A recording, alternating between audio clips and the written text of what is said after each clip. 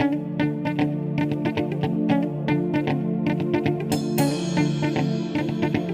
दोस्तों, आज हम पढ़ने वाले हैं विधायिका का लास्ट पार्ट, जिसमें हम देखेंगे कि संसद कार्यपालिका पर नियंत्रण कैसे रखती है। जिस भी दल को लोकसभा में बहुमत हासिल हो जाता है या फिर जिस भी गठबंधन को लोकसभा में बहुमत हासिल होता है, उसी के सदस्यों को मिलाकर कार्यपालिका का निर्माण होता है। ये हो सकता है कि कई बार जब बहुमत की ताकत पाकर लोकसभा में कोई दल बहुमत की ताकत पाकर कार्यपालिका पर नियंत्रण बनाने की कोशिश करे, जैसे कि मान लेते हैं कि लोकसभा में 550 सदस्य होते हैं और किसी भी दल को मान लें कि भाई 350 या 400 सदस्य मिल जाए, जिसमें हम कह सकते हैं कि भाई लोकसभा में उस दल का बहुमत है। तो बहुमत की ताकत पाकर कार्यपालिका अपने आप में शक्तिशाली हो जाती है और शायद ये हो कि भाई मंत्रिपरिषद की सारी शर्तों को मानना मजबूरी हो जाए, पर ऐसा शायद ही संभव है, लोकतंत्र में ऐसा शायद ही संभव है कि किसी संसद में कार्यपालिका इतनी शक्तिशाली हो जाए, क्योंकि संसद में सभी सदस्य अपना एक विशेष महत्व रखते हैं। जिसमें हम देखेंगे कि भाई जो विधायिका होती है वो कार्यपालिका पर नियंत्रण कैसे बना के रखती है, क्योंकि विधायिका के सदस्यों को कुछ विशेष अधिकार होते हैं। उन विशेष अधिकारों में विधायिका कार्यपालिका पर अलग अलग प्रकार के प्रश्न पूछकर, क्योंकि विधायिका के पास जो विशेष अधिकार होते हैं वो किसी भी तरह के कार्यपालिका पर सवाल पूछ सकती है, जिन सवालों से संसद का कार्यपालिका पर नियंत्रण रहता है, तो उसको कहा जाता है संसद के सदस्यों का विशेष अधिकार। अब हम देखेंगे कि भाई संसद के सदस्यों के जो विशेष अधिकारों से कार्यपालिका पर संसद कैसे नियंत्रण बना के रखती है। तो हम देखेंगे कि उसी सदन में विधायिका के सदस्य बहस और वाद विवाद द्वारा कार्यपालिका पर नियंत्रण बना के रखते हैं। हम पहले भी पढ़ चुके हैं कि संसद का विशेष कार्य है बहस करना। संसद में बहस एक महत्वपूर्ण स्थान रखती है।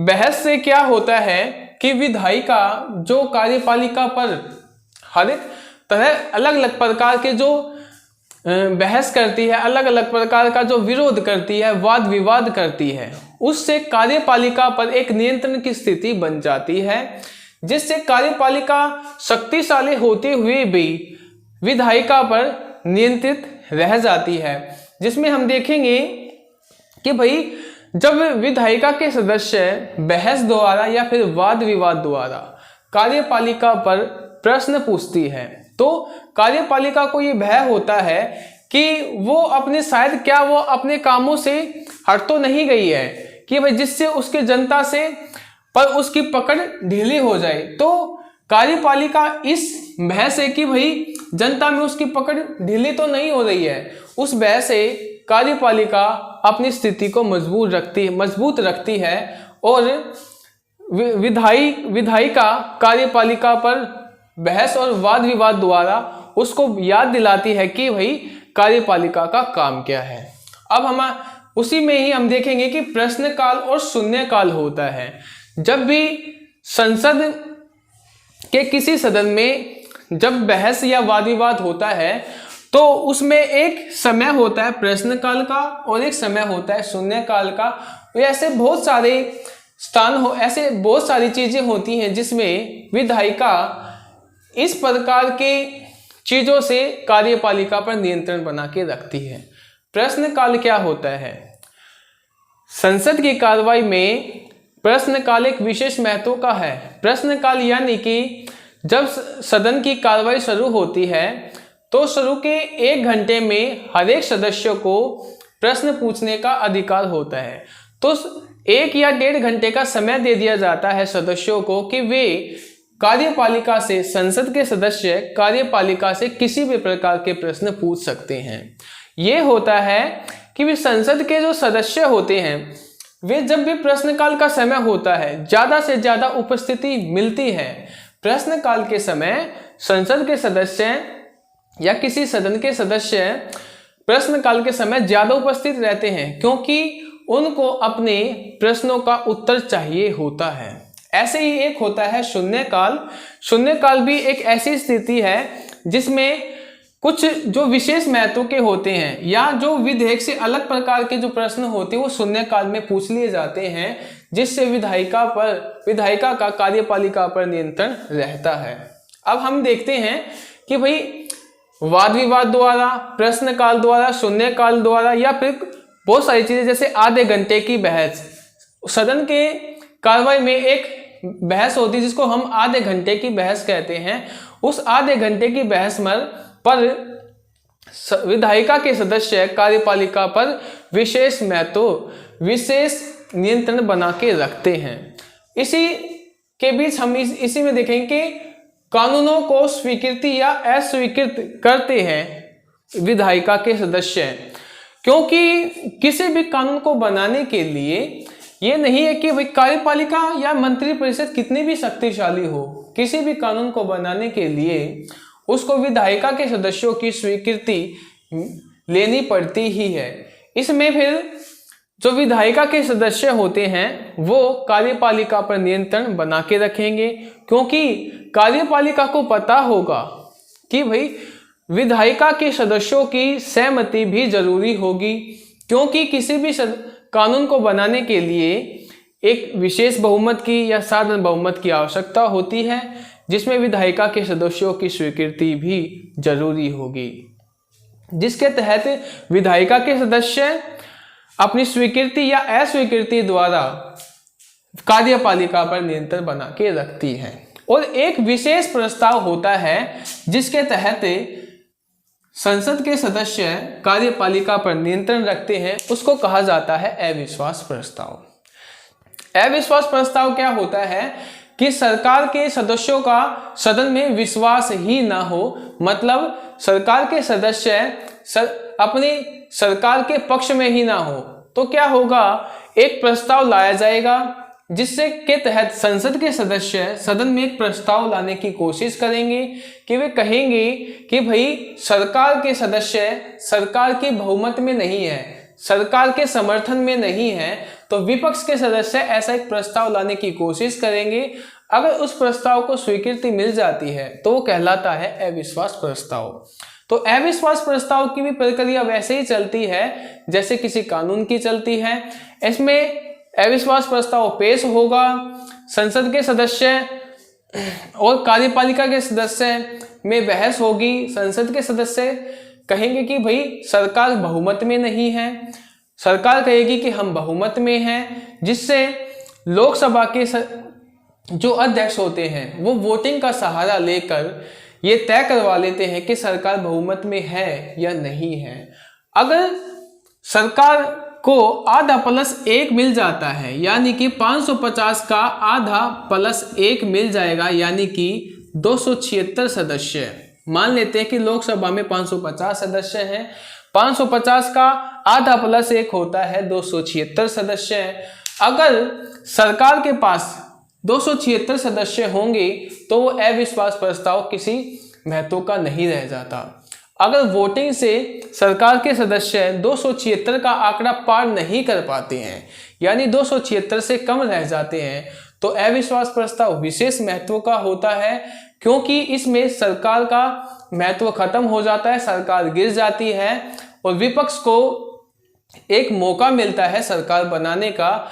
इसमें फिर राष्ट्रपति का रोल ज्यादा हो जाएगा। राष्ट्रपति फिर देखेगा कि भाई कौन सी सरकार 276 का आंकड़ा पार कर रही है या फिर कौन सा गठबंधन 276 का आंकड़ा पार कर रहा है और सरकार बनाने की स्थिति में है। तो इन सारी चीजों से संसद के सदस्य कार्यपालिका पर नियंत्रण बना के रखते हैं।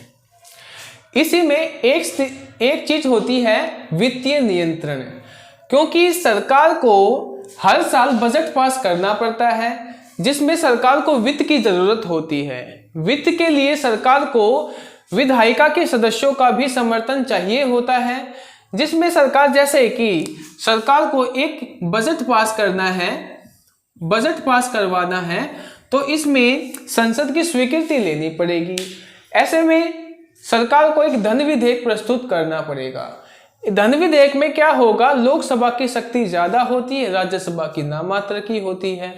फिर भी जो विधायिका के जो सदस्य हैं वे बजट में कार्यपालिका पर कैसे नियंत्रण बना के रखेंगे कि मान लेते हैं कि सरकार को बजट पास करने में 1 लाख करोड़ रुपए की जरूरत होगी, 1 लाख करोड़ रुपए की जरूरत होगी, तो संसद के सदस्य सरकार से हर उस चीज का पर बहस करेंगे जिसमें सरकार को 1 लाख करोड़ रुपए खर्च करने हैं। तो संसद के सदस्य यानी कि विधायिका के सदस्य सरकार से सवाल पूछेंगे कि भाई आप 1 लाख करोड़ रुपए को कहां पर खर्च करने वाले हैं और इससे देश का क्या फायदा होगा। ऐसे सवालों से वित्तीय नियंत्रण कार्यपालिका पर बना रहता है।